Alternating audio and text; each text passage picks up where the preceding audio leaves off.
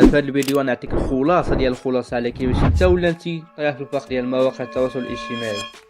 كيف ما سمعتي هذا فخ وجمعت بزاف ديال المعلومات من بزاف ديال الفيديوهات وجيت نعطيك الخلاصه اللي خرجت بها والحل النهائي ان شاء الله. فكمل الفيديو معايا حتى الاخير باش تفهم اكثر وما كرهتكش تهبط تضغط على اللايك والاشتراك. ودابا نبداو.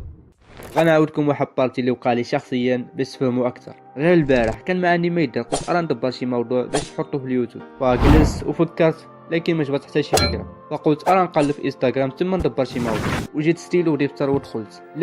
لكن مع دخلت ما فطنت براسي حتى قلت انا نتفرج في واحد الريل اللي كان طلع لي مع الدخله، وين فوا دخلت نتفرج في داك الريل ما فطنت براسي حتى داز اكثر من 2 ساعات. بقيت كنتفرج ريل مورا ريل بلا ما نفطن ونسيت اصلا علاش انا دخلت. هاد البلان انا متاكد بلي اي واحد وقالو. اول حاجه باش نكونوا واضحين ان وقتك غتحاسب عليه الا ضيعتيه في التفاهه، كل دقيقه كتضيعها غادي تحاسب عليها.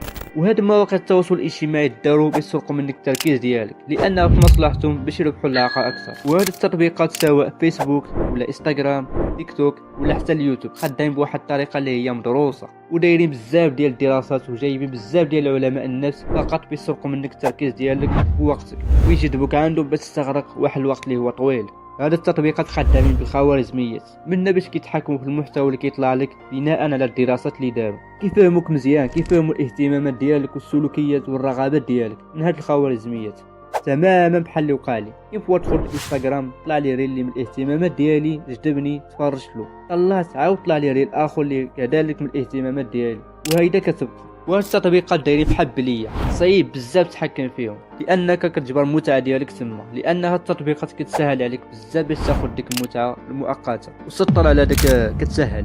وهاد المتعه يعني الدوبامين اللي كيتفرز فهو كيتفرز في كل ريل تفرجته في كل فيديو تفرجته، وهذا العقل ديالك كيعطيك الرغبه باش تزيد تفرج بالريلزات اخرين باش بطبيعه الحال يتفرز داك الدوبامين.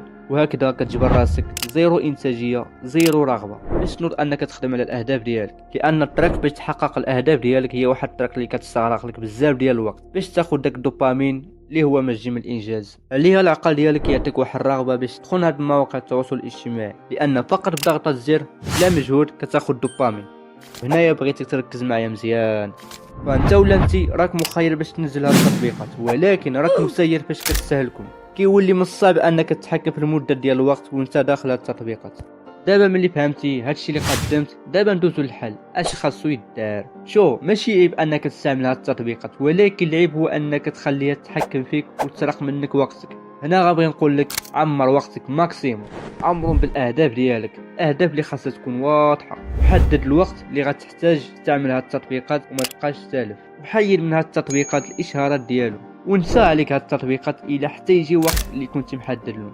داك الساعه دخل لهم، لكن دخل وانت محدد الوقت اللي غتستغرق في هاد التطبيقات. استعمل هاد التطبيقات بالصالح ديالك، تفرج في المحتويات الهادفه مثلا بودكاستات، فيديوهات دينيه او قصص النجاح. وهنايا كنبغي نشكرك بزاف، شكرا حيت كملت الفيديو حتى الاخر، وكنتمنى انك ولا انك تكون استفدتي. خلي معك واحد اللايك واحد الاشتراك، ومحتاج الراي ديالكم في التعليقات. شكرا، نشوفكم في الفيديو الجاي ان شاء الله.